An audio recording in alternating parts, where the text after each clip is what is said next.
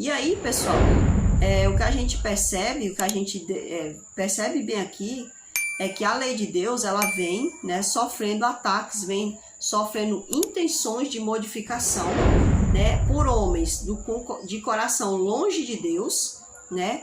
Esses homens, eles têm um coração longe do Senhor e praticam coisas que Deus não se agrada, certo? Mas de acordo com o próprio Pedro, né, no livro de Atos, capítulo 5, versículo 29, Pedro, que é considerado pela Igreja Católica Apostólica Romana como o primeiro Papa, né, que é ali a pedra que Jesus construiu a igreja dele, né, que não tem nada a ver isso aí, o próprio Cristo é a pedra principal. Então, o próprio Pedro, ele fala assim, ó, então Pedro, versículo 29 de Atos, capítulo 5. Então Pedro e os outros apóstolos responderam e disseram: devemos antes obedecer a Deus do que aos homens. Então é claro, pessoal, é claro que o inimigo de Deus iria pegar uma pessoa que o próprio Cristo havia instituído para encorajar os seus irmãos após a morte dele. Porque Pedro, se a gente for ver, o Pedro ele era um dos mais velhos. Então, a Bíblia fala que as pessoas mais velhas deveriam orientar as mais novas. Então, se Pedro era o mais velho dos discípulos, é claro que a parte que cabia a Pedro era orientar os seus irmãos que eram mais novos, dar força a ele. A Bíblia fala, quando tu te converteres, Pedro, né, exorta, ajuda os teus irmãos. Ou seja, o dever de Pedro, a função de Pedro era essa para os outros demais discípulos, né? Então, não é que o Pedro fosse mandar e desmandar, não. Você percebe que não era assim. Jesus usava todos os discípulos. Quem quisesse ser usado, o Senhor usaria.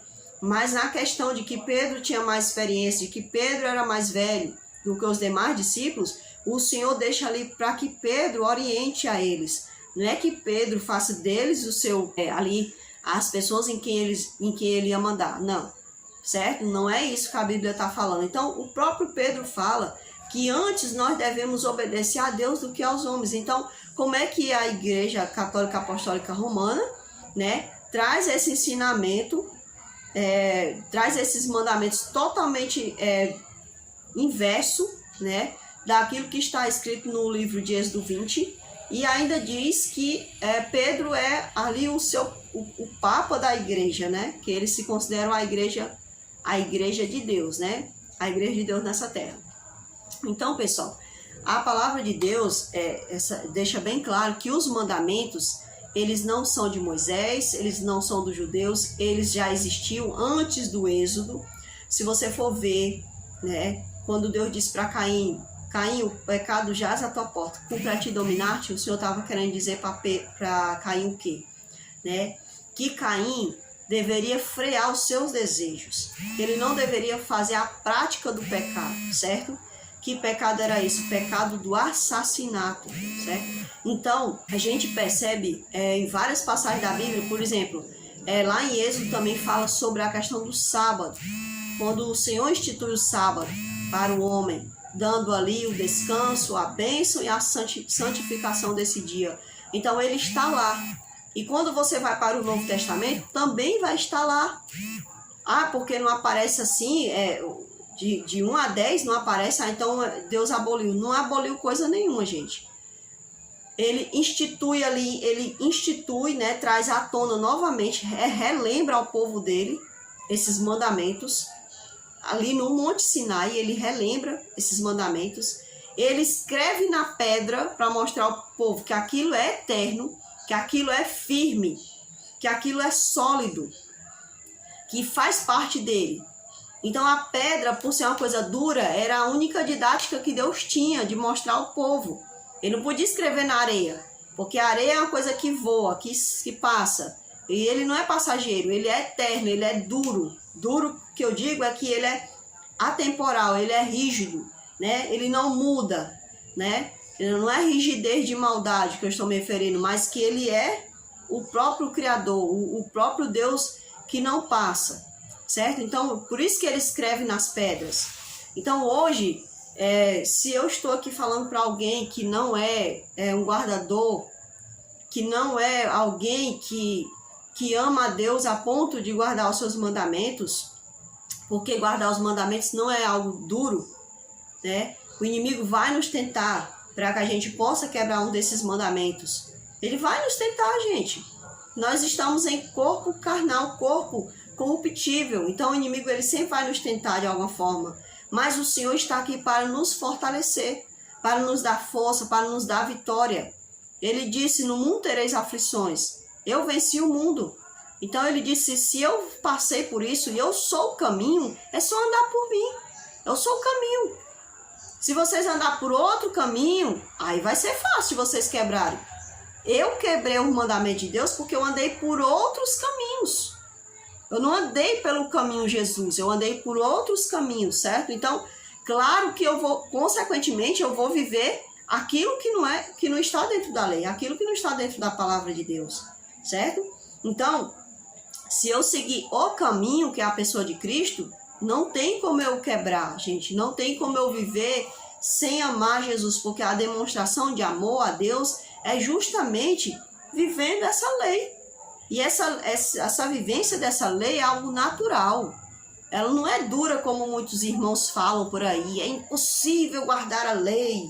Ai, é difícil de guardar a lei. Não existe isso, gente. Então, gente, não é algo difícil como as pessoas falam por aí, certo?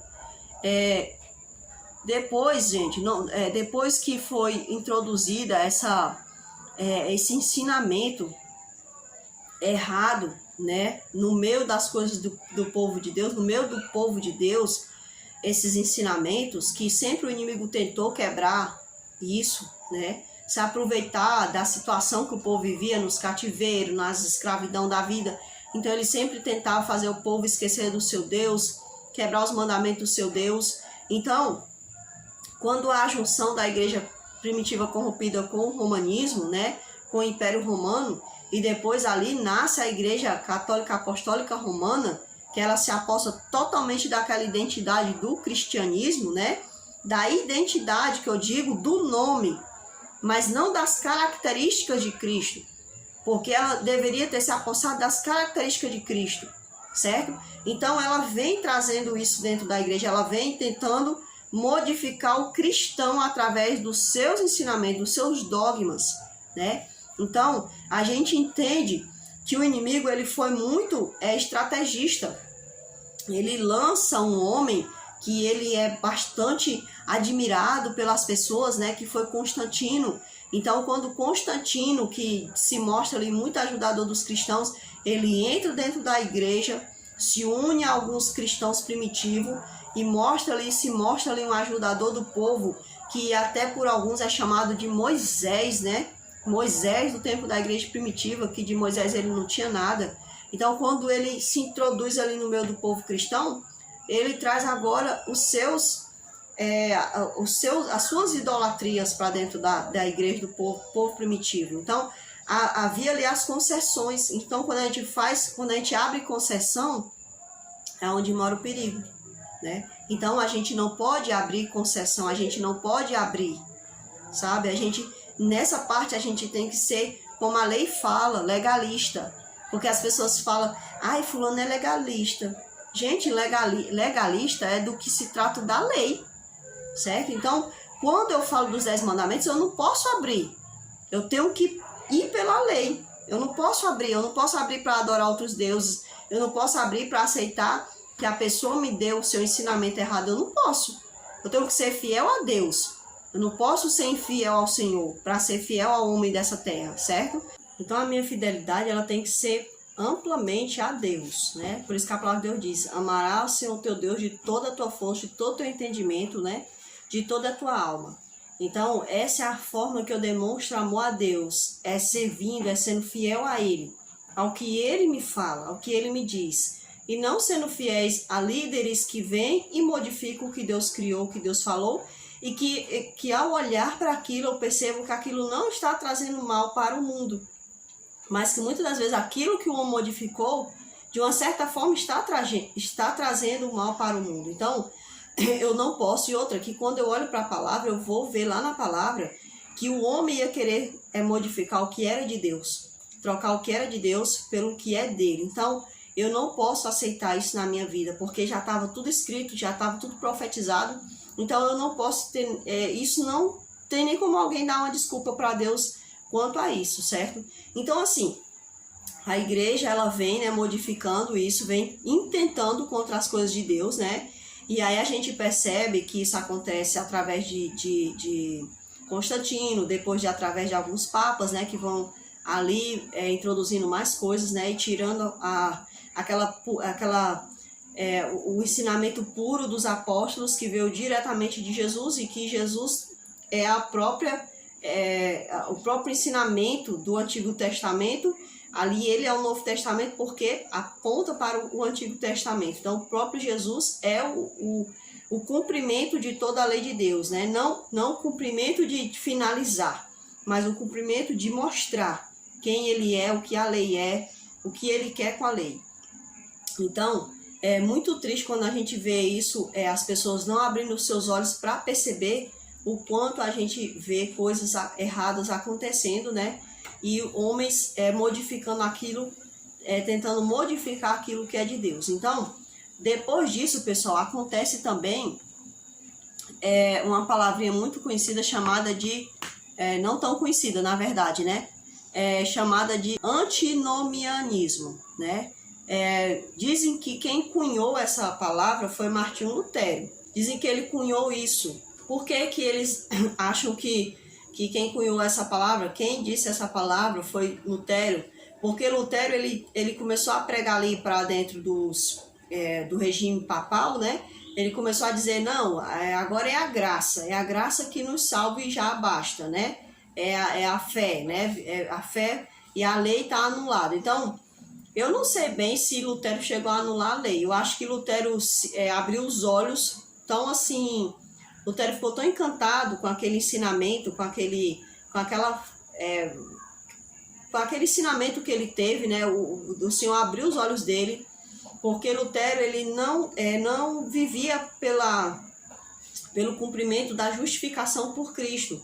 Ele vivia pelo cumprimento da justificação através de indulgências, através de penitências. Então, quando o Senhor fala para Lutero, não, Lutero, eu já te salvei, eu já salvei a humanidade, não precisa fazer penitências, a penitência que a igreja pede, não precisa pagar as indulgências que a igreja pede. Então, Lutero, ele fixou muito olhar nessa verdade que ele descobriu, entendeu? Não é que a lei tivesse sido quebrada. Se Lutero falou isso, eu não sei.